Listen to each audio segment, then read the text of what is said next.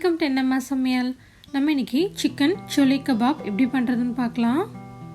இந்த ஷோலே கபாப் பண்ணுறதுக்கு சிக்கனை மேரினேட் பண்ணணும். அதுக்கு 1/2 கிலோ எலும்பில்லாத சிக்கன் எடுத்துக்கலாம்.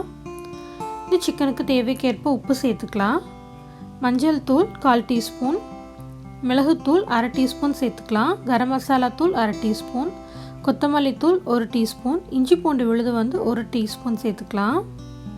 2 டேபிள் ஸ்பூன் கடலை மாவு, 2 டேபிள் ஸ்பூன் அரிசி மாவு சேர்த்துக்கலாம். அடுத்து 1/4 கப் மைதா மாவு, அப்படி இல்லைன்னா சோள மாவு சேர்த்துக்கலாம். இதோட 1 டீஸ்பூன் எண்ணெய் சேர்த்துட்டு நல்லா கலந்து விட்டுக்கலாம்.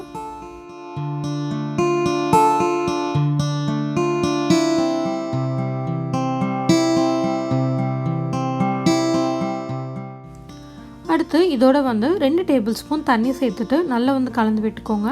அப்போ தான் இந்த மசாலா எல்லாமே சிக்கனில் நல்லா கோட் ஆகும். நல்லா கலந்ததுக்கப்புறமா இதை மூடி போட்டு ஒரு 1/2 மணி நேரத்துக்கு ஊற வச்சுக்கலாம்.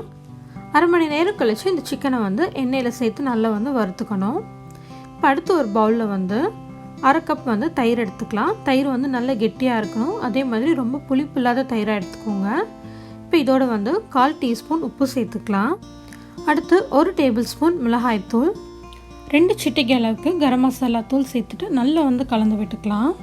இந்த தயிர் திரி திரியாக இல்லாத மாதிரி நல்லா ஸ்மூத்தாக ஃபைனாக கலந்து விட்டுக்கலாம்.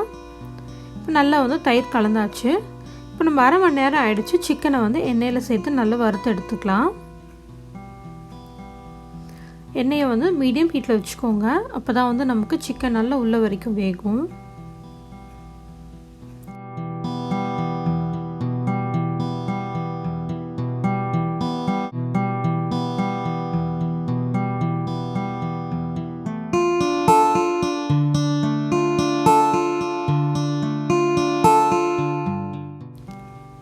சிக்கன் நல்லா வறுபட்டுருச்சு, பொன்னிறம் ஆகிடுச்சு. இப்போ எண்ணெயிலேருந்து எடுத்துடலாம்.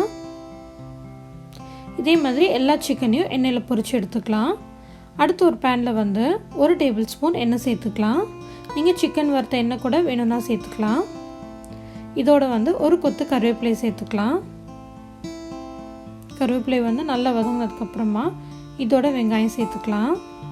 ஒரு பெரிய வெங்காயத்தை நல்லா இந்த மாதிரி நீளமாக கட் பண்ணி சேர்த்துக்கோங்க. இப்போ வெங்காயத்தை நல்லா வதக்கிக்கலாம். வெங்காயம் ஓரளவுக்கு வதங்கினதுக்கப்புறமா இதோட நம்ம வறுத்து வச்சுருந்த சிக்கனை சேர்த்துக்கலாம். அடுத்து நம்ம கலந்து வச்சுருந்த தயிர் மிளகாத்தூள் கலவையை இதோடு சேர்த்து நல்லா கலந்து விட்டுக்கலாம். இப்போ நம்ம சேர்த்துருக்க தயிர் எல்லாமே நல்லா சுண்டணும். அந்த அளவுக்கு நல்லா இந்த சிக்கனை வதக்கிக்க போகிறோம். அப்பப்போ கிளறி விட்டுட்டே இருங்க. அப்போ தான் அடிப்பிடிக்காமல் இருக்கும். இப்போ நம்ம சேர்த்துருக்க தயிர் எல்லாமே நல்லா சுண்டி சிக்கன் ரொம்ப நல்லா ட்ரை ஆகிடணும். அப்போ தான் இந்த ஷோலே கபாப் ரொம்ப ரொம்ப டேஸ்ட்டாக இருக்கும்.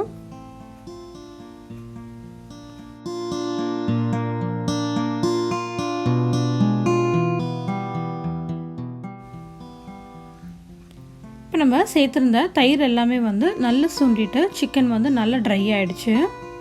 இப்போ தயிரோட ஃப்ளேவர் எல்லாமே சிக்கனில் இறங்கியிருக்கும். ரொம்ப ரொம்ப டேஸ்ட்டாக இருக்கும். இப்போ இதோட கொத்தமல்லி இலைகள் பொடியாக நறுக்கி சேர்த்துக்கலாம்.